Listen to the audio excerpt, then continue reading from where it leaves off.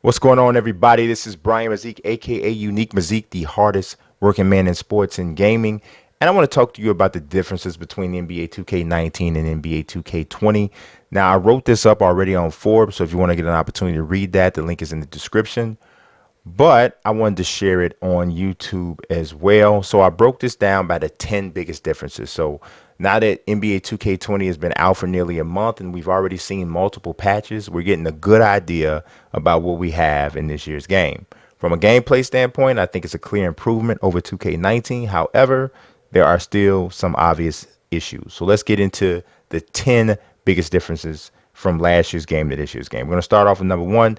2K20 has slightly better visuals. Overall, NBA 2K20 is a better looking game than 2K19, but the improvement is slight. It comes down to lighting and some new facial animation concepts that makes the players look more lifelike. Small difference, but worth mentioning. Number two, legend renders have been vastly improved, but there are a host of new legends included in the game, and many of the holdovers have new and improved renders. You see some of those on the screen right now. However, there are quite a few new omissions, such as Manu Ginobili, David West, Chris Bosh still is in the game. There's a few others. People who recently retired and that sort of thing. There's still some issues with trying to get them licensed, but they're not in the game.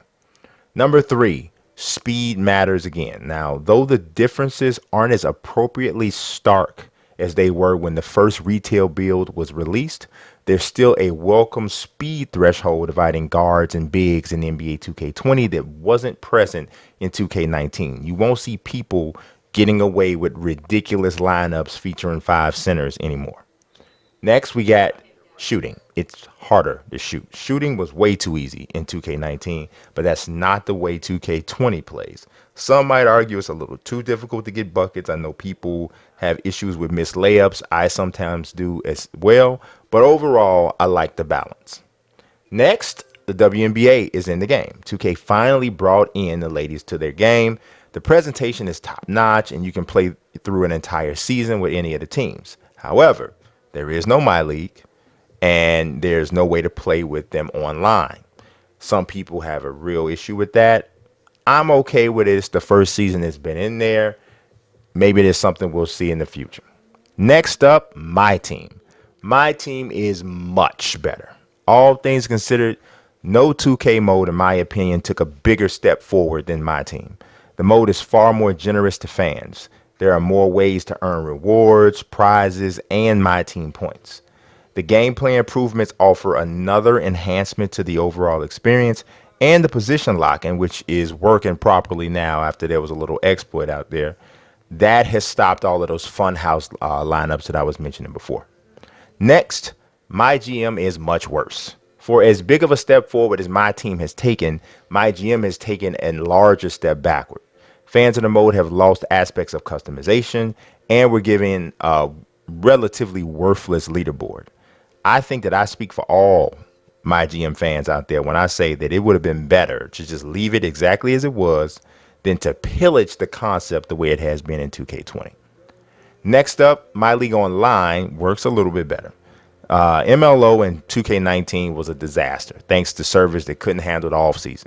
This year, the mode functions better, although not optimally. MLO fans have been far less vocal on social media, which tells me and should tell everybody else that there were some improvements. People don't tend to talk as much when things work. When things don't work is when you hear everybody's mouth. All right, next up, the My Career story has changed, but it's still there. For whatever reason, 2K still believes in its cinematic components for My Career. This year's story isn't as intrusive as last year's. It was produced by LeBron James and has some elements of social activism. Now, I could get into the plot and talk about this, that, and the third, but I won't. I won't ruin the plot for anyone who plans on playing through it. I hate spoilers. I don't care if the movie has been out since 1967. Don't tell me the end. Assume that I have been asleep. So I'm going to do the same thing for y'all. All right, last but not least, it is easier to reach 95 overall, but there is a but. In previous years, the race to 99 has been perhaps the most compelling piece of the 2K release cycle. Gamers are grinding to build their My Players again in 2K20 like they have been before, only it won't take them as long as it has in the past. Players can get to 95 with VC and grinding, but their ascension from 95 and up depends on their level of play. It's a nice notion, I think, to generate a skill gap. Now, some people may think that I'm leaving out the My Player Builder as one of the 10 biggest differences. And I would have agreed and I would have said that about 2 weeks ago. But the more I play around with it, the more I realize that the process for building a player with the My Player Builder is really not that much different than it has been before. It just looks a little bit different. So that's all I got. Those are my 10 biggest differences between 2K19 and 2K20. I hope you enjoyed it.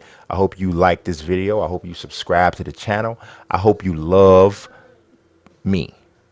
I appreciate you watching. God bless and peace.